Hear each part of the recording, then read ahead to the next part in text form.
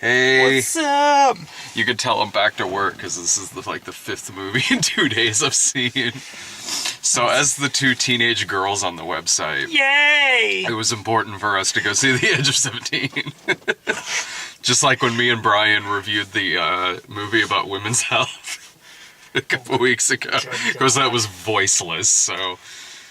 Well, you sent us all to see The Duff, so I mean that was... That's true. That's true. This You movie, guys had this Sarah movie with was you. much better than The Duff. Was it? This is a really good movie. It is a really good movie. The Duff was very much caricatures of people. Mm-hmm. Where This one's about this one's people. about real people. Like Yeah. it's like I can see all these people like they're of course archetypes, but they don't come across as hokey ever in this movie. No, this movie definitely takes its inspiration and takes its cues from the right kinds of movies like this. There's a lot of 16 Candles in here. There's a lot of like Fast Times at Ridgemont High inspiration where I mean not to say that like teen movies that use a lot of caricatures or a lot of silliness and zany wacky things like that aren't like bad. Not to say that at all. Like some of my favorite 80s movies are shenanigans movies like Screwballs and things like that. Yeah. But it's nice to have something like this that is a lot more... It's got heart. Yeah, That's exactly. what it is. It's definitely funny, but it also has those really just, real moments that people would go through. Not just, oh, here's something and it's gonna be all right in the end. It's, it's... Oh, when it gets to the third act of this movie, like, it gets legitimately kind of intense in one scene. Yeah. I was like, this could go a couple places. Yeah. I was wondering about that. That was just... Like, I am legitimately really nervous in this scene. This is about to turn into a really hard movie. Well, then also, like, break the tension with that stupid... the fucking reclining seat that just takes forever. Yeah. So it knows when to kind of break that tension a little bit. It's still serious, but it's like, all right, we're gonna dial it down a little bit because this can go in one of, you're right, go in a few different places. So we're gonna dial it back and let you know that it's probably not gonna head that direction. Yeah. Hey, baby, you want to go to the point? Yeah, right. It's Fast Times. No, this, between the last couple of teen movies I've seen, between this and middle school, the worst years of my life. No. that does not even count. That wasn't even good as a silly, wacky teen movie. Like, this is leaps and bounds above that. It's a genuinely funny movie. Like, if you want to know what the idea of the movie is, she's an awkward teenager, And it sucks being an awkward teenager, especially when legitimately awkward things are happening, regardless of how you are in your social life and everything. It's gonna be awkward if your best friend is dating your brother. who's also perfect, good grades, built, attractive guy that, attracts the females, and she's the awkward, just kind of ugly ducking sixter that got all the recessive traits. So yeah, they compare her and her brother to the movie Twins at one point, where he's Arnold and she is Danny DeVito. Yeah, so you gotta appreciate, regardless of it being an insult, you gotta appreciate a good Twins reference. Right. So really, it's just kind of about her dealing with shit, and regardless if, you see yourself in this character or not, regardless if you've literally gone through things the character goes through in this, like, everyone has that point of awkwardness in their life.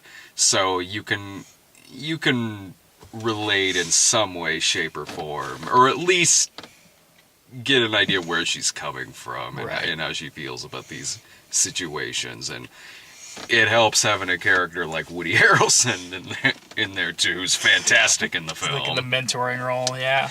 The mentoring role as the teacher, who it never actually shows him smoking pot, But his eyes are bloodshot through about half of this movie. It's either that or the alcohol. One of the two things. He's just got to the point of his career. He's like, I'm just gonna phone it in, and she won't let him. I don't think. You mean the character? No, the character. No. Woody is great in this movie, but as the teacher, he's phoning it in. Like, the teacher himself, not Woody. No, Woody's great at it. He's fantastic in this film. I could see this getting some recognition in terms of acting. Honestly, probably maybe even screenplay. It's a weak year for movies, so I wouldn't be surprised if this ends up with some nominations on some of their award lists. Yeah. Yeah, Haley Steinfeld, I could certainly see. She's fit great in this movie. She's got some tearful monologues in this film, and it's hard not to feel something for this character. Like you could watch a lot of scenes and think like, okay, well here's someone who's just sort of a wet blanket in some situations, but when she's got like these monologues that are really tearful and earnest, you really do kind of see where she's coming from in a lot of this, and largely it helps too. Her performance is really that good in this film. Oh yeah, she's like, it seems like everything I see in her, she's in. Mm-hmm. It doesn't matter what she does. She's always giving the best that she can. Mm-hmm. And I really think that she's going to end up being one of the next really big stars, especially as she gets older and starts getting those heavier, meatier roles. Yeah. She can easily, I mean, because she did True Grit. I mean, that was her first real role. And I mean, that wasn't something that was just light fare. I mean, she was up against two very big heavyweights of acting. Mm-hmm. Well, there's Bridges and then Matt Damon. No, Matt's a great guy. But to be cast alongside of those two and to hold your own in a role like that is an impressive feat for someone who was a teenager at the time. Mm-hmm. You know, and it seems like she continues to carry that on and just keeps adding these impressive roles to her resume, and it's going to turn out well for her down the road. She easily carries this film. Well, yeah. She's in, if not every scene in the movie, she's in about 90% of the film. Yeah. If I have any disappointments about the film, it's I did not hear Stevie Nicks anywhere on the soundtrack. What the hell? Unless it's played somewhere in the ending credits. It probably is. As they're walking out. They kiss from a rose dit. It's in the last 20 seconds of the ending. I haven't been this disappointed since Take Me Home Tonight wasn't on the soundtrack of Take Me Home Tonight. What? Right? Wasn't it in the trailer? It's in the trailer. Then what? You named the movie after that. Yeah, that seems kind of... What the fuck? If there was a time where a particular song was built for a movie, to be included. Unless I'm wrong, I don't remember that song actually being in the movie. I'm gonna look up Edge of 17 soundtrack while we're talking and see just to see if Stevie Nicks is anywhere. It'll probably be listed last at the end. Like you're right, it'll be in the credits or something. Be like, oh, here you go. Here's your fan service. But again, that is a woman talk. Well, I guess it would still work. But he was on the Edge of 17, wasn't it? I mean, it was... You might as well. It's the name of the movie. You can shoehorn it in, They had a little nod to 16 Candles in there, since True by Spandau Ballet was on the soundtrack. That's a really good soundtrack. It is. Like a good combination, just older stuff with the newer indie stuff. Yeah, it was really good. This movie's made by someone who, one, probably has lived some of the experiences in this film, and also grew up on some 80s teen movies like the John Hughes flicks. You could tell that by watching it. Not on the soundtrack. See? So there what the fuck? What the fuck? And also like a lot of, well, not just 80s teen movies, kind of teen movies in general, honestly. A lot of the actors do look like they're about 25. Because a majority of them are. Like Haley Steinfeld's almost, is she 20 now? I don't know. I mean, she passes as a teenager in the movie. She does, yeah. More so than, as good as the performances are in the movie, like, more so than her brother.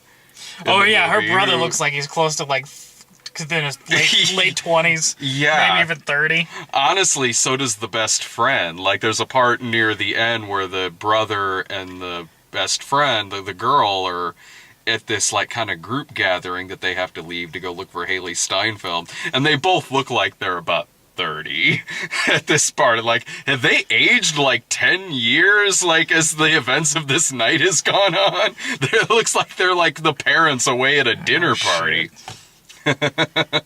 Yes, Haley Steinfeld is the youngest. She's 19. Oh, okay. And her friend is 21, and her brother is 24. Yeah. So it's, What about the Chinese kid?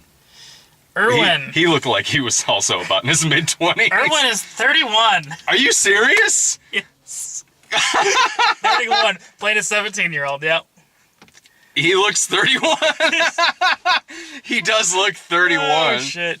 A very, very awkward 31-year-old, but yeah. He's really good in the movie. Oh, he is. Like, he's just... I'm like, these people aren't teenagers, man. I mean, you gotta Haley Steinfeld is, but the rest of you know. Yeah. Oh, yeah. That's just one of those things. Like, I can't. Pretty much any teen movie does that. It's really kind of hard to fault one over the other. Yeah, no, not especially when it's as good as it was. Yeah, you know? Exactly. Especially when it's as good as it was. It's like, you know what? That's not a, you know. Mm-hmm. You can handle that. See, we could play teenagers in a movie at some point. I could still cast us all in that class of '86 script that I wrote. I'll shave and dye my hair. That's what I'll do. Give me a piece. I can do it. I can be 18 again. Oh shit. Sure, why not? I still dress like I'm 18. Don't we all now? Right. Now, I highly recommend the movie. Between the two movies that I saw tonight, Fantastic Beasts and this, I enjoyed this one more. And I liked Fantastic Beasts just fine, but I had a much better time at this film. Yeah. I can definitely see this being one of those movies that, in hindsight, ends up being like a Breakfast Club or a Clueless, where it was kind of a defining film of that era. Like, not just in how good it was, but also kind of a time capsule of that, you know? Like how Clueless was definitely 90s and Breakfast Club was 80s. Mm-hmm. You know, I can definitely see this being, you know, a time capsule looking back on that, but like, oh yeah, that is exactly how that was like for high schoolers back. You mean this over High School Musical 3? Yeah. Just the third one.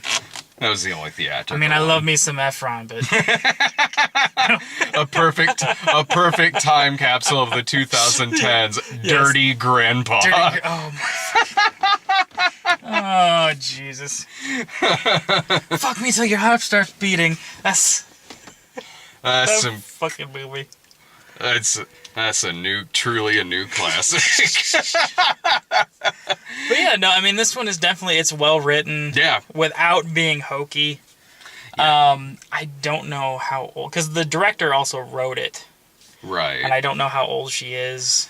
Like, it seems like this is the kind of movie that's written from experience. Yeah, like most definitely. It just seems like that kind of movie. And because of all of the recognition and award recognition, too, that a movie like Juno got, I can picture the same thing happening with this. And Juno was a movie I liked just fine. I think this is a better movie. This movie, it just feels a little more natural. The snarkiness is not, you know, like everyone in Juno talks with just that perfect edge of sarcasm. Yeah. Like, without fail. Mm-hmm. There's always a witty comeback every time. They're always quick on the ball. This one isn't like that. No. Juno, and as much as I thought Juno was a funny movie, like, it was a very... What's the way to put it? It's a very scripty movie. Very structured. Like, it's a structured film. Yeah. You can kind of feel the words on paper as they're being spoken. It's like, this is kind of clever dialogue for the sake of being clever dialogue, and some of it worked and some of it didn't, but this one just feels like a much more natural film. Right. And you had high as shit Woody Harrelson playing laid back teacher, so you gotta love that. I say this is worth checking out in theaters. I would definitely agree with that. Yeah, I mean, I would right now put this right up there with some of the best movies I've seen this year. Yeah. I mean, if this isn't in my top 10, then it's by far an honorable mention. Right. I'd have to look at everything that I've really seen this year. Especially with some of the shit that I've seen. This is well, yeah. A best of list is a lot easier to put together than a worst of list because there's a lot in terms of what could considerably go on a 10 worst list. Ratchet and Clank #1. No. Yeah. I've seen so many bad movies this year. I don't even know if Ratchet and Clank will be on my bottom 10. Probably not. Like it's such a weak year, really, for movies. It's like I was discussing this with Adam the other day about how, like, he's a big Oscar buff, and he's talking about. He's like, I don't know. He's like, I can't pick out anything that I can say is definite rise above the pack. It's definitely, there's a lot of those type Oscar-worthy movies that are lumped in together, but I agree. I can't really think of too many that are head and shoulders above the rest to where they'd be like, that's a definite Oscar winner. Off the top of my head, yeah, I mean, of course, we're just in November right now. I mean, that stuff's gonna be. I've seen a lot of trailers lately for stuff coming out in December. But this time, we'd already had Mad Max. Yeah. And then Spotlight. I mean, those two really, at least to me, were really above. I mean, The Revenant came in late. Yeah, it did. But I don't think it was ever to the quality that I thought that like Spotlight and Mad Max were. Off the top of my head, I say that one that's out now and has been out that I think pretty easily is up there in that regard would be Arrival. Okay. But that's just off the top of my head. But I mean, that'd be more like, can you see it being like, okay, there's your best. You know what I mean? It's not so much that there's plenty that are nominees. I haven't seen any that have been like, oh yeah, this has definitely got to be right at the top. You know, there's just a whole bunch of movies just lumped in together. Like, oh yeah, these are really good films. But there hasn't really been any big distinction this year. There has for me personally, in terms of my own, what'll go on my own list. Right. But yeah, like it really seems like all of the stuff that I can think of where it's like, well, okay, they're certainly getting that in for award recognition is stuff that's coming out in like mid-December. Even stuff that like looks like it's just sort of like a cynical push for Oscars, like Collateral, the Will Smith Collateral Beauty. Collateral Beauty, yeah. Which I'm just like, fuck me, really? That movie it's like the reverse 7 pounds.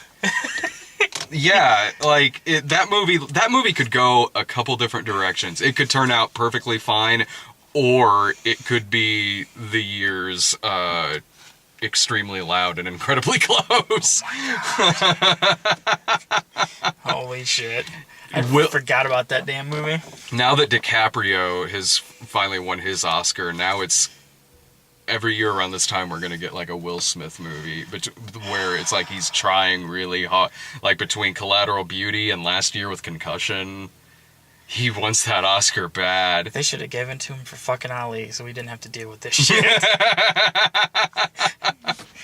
Because now he's going to put out a lot of shit. We're like, well, it was good, but no. Whereas Ali is like, he was pretty fucking good in Ali. So he is a good actor. He is really good. And it's like, I want you to get that one that lands, man. Like, I want you to, like, yeah, you're a really good actor. Like, I could see, charismatic as all fuck. Like, Jesus. Like, the man can still carry a fucking movie. But, oh, yeah, no doubt. But, like, yeah, I think about every December we're gonna see a Will Smith Oscar push movie. Yay. And Sing hasn't come out yet either. Really? I didn't even know that movie was coming out with all the fucking shit in the fucking theater. Oh my god.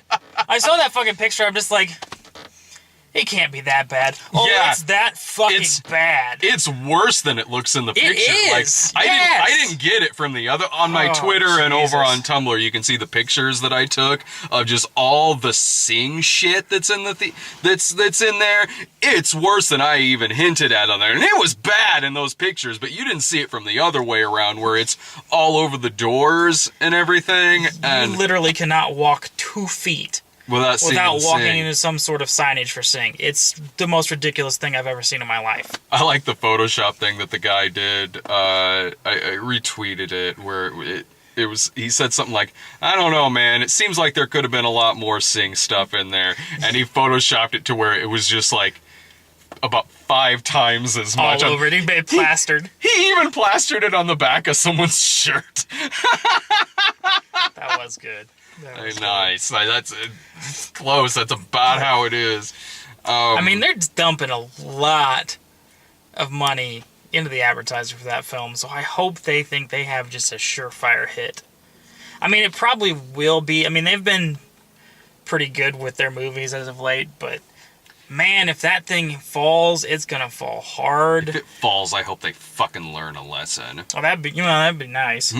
They probably won't though. It's a it'll movie bomb, and studio. they'll want to advertise their next movie more. Right. Yeah, that's not the lesson you should be learning. Clearly, we didn't have enough Oh, signage. clearly. Just, obviously, like Clearly, we need to turn all these theaters into Sing rooms. let's have a giant blimp hovering the theater that just says "Sing" on Oh, it, Jesus. raining koalas No. down on the movie theater. And pigs. Fuck. Yeah, Koalas exactly. and pigs. Just- Any final thoughts? Aside from go see it, I mean, it's well acted. It's well written. It definitely seems like it's coming from a heartfelt place. It doesn't ever really get hokey. No, honestly. There's a lot of stuff like with this subject matter with teens and whatnot that get really hokey. This never really becomes in danger of that because of the more serious elements. You know, and you could just you start to feel like this could be someone you know, or someone that you've met that's experienced something like this. Yeah, I knew people like this in high school. I feel like this is a girl I would have dated in high school. It really is. It really is. Just that snarky kind of, but then inside, you know, got that. She wants to be something different, but doesn't know how because of how life has treated her up to this point. I mean, I think that a lot of people can relate to that. Yeah. So, I mean, it's definitely relatable on more than just, oh, this girl's a nerd and awkward. You know, there's a bunch of different, you know, there's parent relationships, best friend relationships, sibling rivalry relationships. There's so many. Losing a parent. There's just so much that's working in this on so many levels that if you go see it, there's probably going to be something that you're going to relate to in at least a small way. Yeah. And if not, I mean, then you get to watch this well-acted, well-written movie and just be like, feel for these characters. Oh, totally. So. Yeah, it doesn't throw in like middle school did, that Shyamalan twist halfway through the fucking movie. What? Oh, dude, I'll tell you about Good that. God. I'll tell you about that in a second. Yeah, that movie turns into like what started out as something like, I don't know, Big Fat Liar meets Ferris Bueller. Somewhere in the middle turns into like Charlie St. Cloud, as done by M. Night Shyamalan. Like that movie. Why? I have no idea. I'll say this: it got me. The twist got me. You're But like, why oh, would I shit. expect that? Right. Good God. Say it. Adios.